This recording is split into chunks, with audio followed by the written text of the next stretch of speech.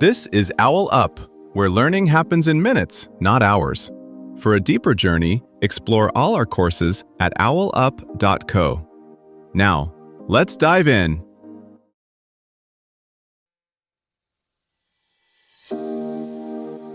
Welcome to Chapter 1 of The Magic of Storytelling. In this episode, titled The Anatomy of a Story, we'll unravel the essential components that make up every compelling tale. Whether you're a budding writer or just a lover of stories, you'll discover the building blocks that can elevate your storytelling game. Let's dive in. A Pixar script is rewritten about a dozen times, and each draft lives or dies on one thing. Did the emotional peak land in the right moment? Today, we drop straight into that turning point, then work backward to ask, what secret spine holds every unforgettable story together? Think of your favorite series, the one that kept you up just one more episode too many nights in a row. It wasn't an accident that you were hooked. Beneath the jokes, explosions, or quiet conversations, there's a hidden architecture doing heavy lifting, a pattern of promises and payoffs that your brain is wired to track. Across cultures and formats, the same ingredients keep showing up. Someone we care about, something they desperately want, obstacles that get nastier, and a moment where everything tilts one way or the other. Story architects call these beats different names, but they're all measuring the same thing: how tension rises, crests, and settles. Today, we'll zoom out from any single movie or novel and examine this underlying blueprint, not as a rigid formula, but as a flexible set of pressure points you can bend, break, or sharpen to make your own stories impossible to turn off. Writers across time have sketched that spine in different ways: 3 acts, 5 acts, circles, pyramids, even color-coded spreadsheets on writers' room walls. Yet when you strip away the jargon, they're all trying to answer a few practical questions. Whose change are we tracking? What are they moving toward? And how does each scene shove them closer to a point of no return? Think less about saving the cat and more about managing audience curiosity. Every structural choice you make either sharpens that curiosity, dulls it, or accidentally points it at the wrong thing. Let's start with the simplest X-ray of a story: a protagonist, a goal, and something in the way. Everything else is ornament. The moment you decide who wants what and why they can't have it yet, you've created a line of tension the audience will follow, consciously or not. The inciting incident isn't the beginning so much as the first irreversible complication. It turns a situation into a problem. In The Queen's Gambit, Beth is already an orphan before the story really ignites.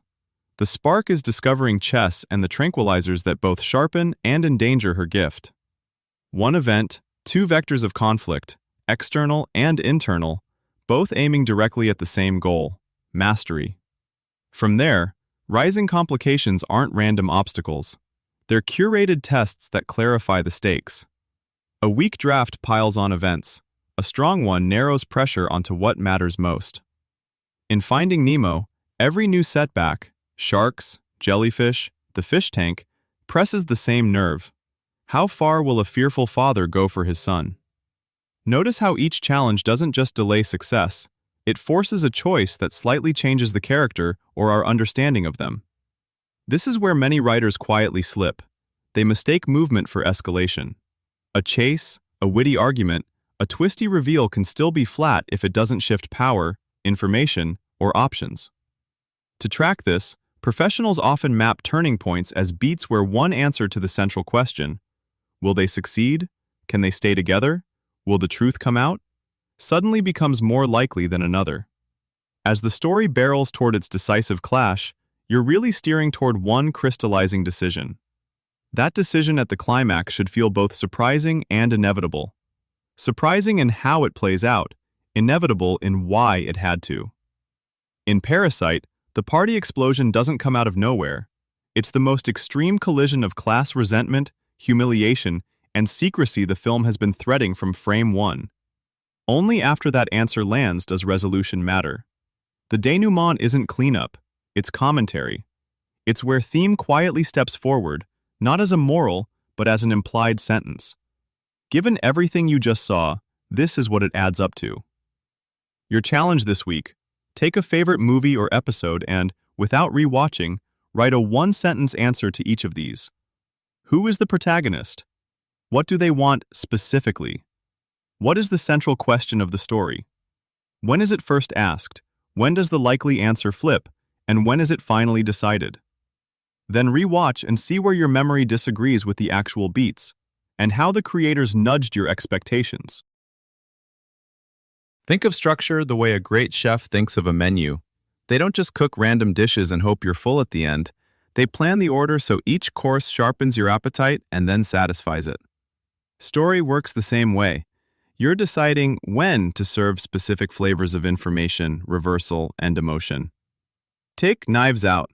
The early whodunit quickly flips into how will she get away with it?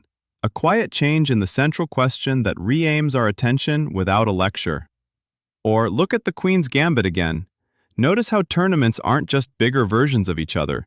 Each one exposes a different cost: loneliness, addiction, pride.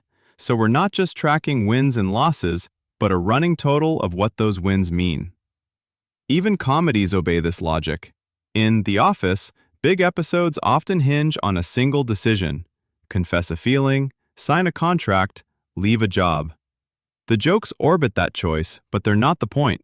Underneath, you're still being walked, beat by beat, toward a place where what happens and what does it mean that it happens now collide.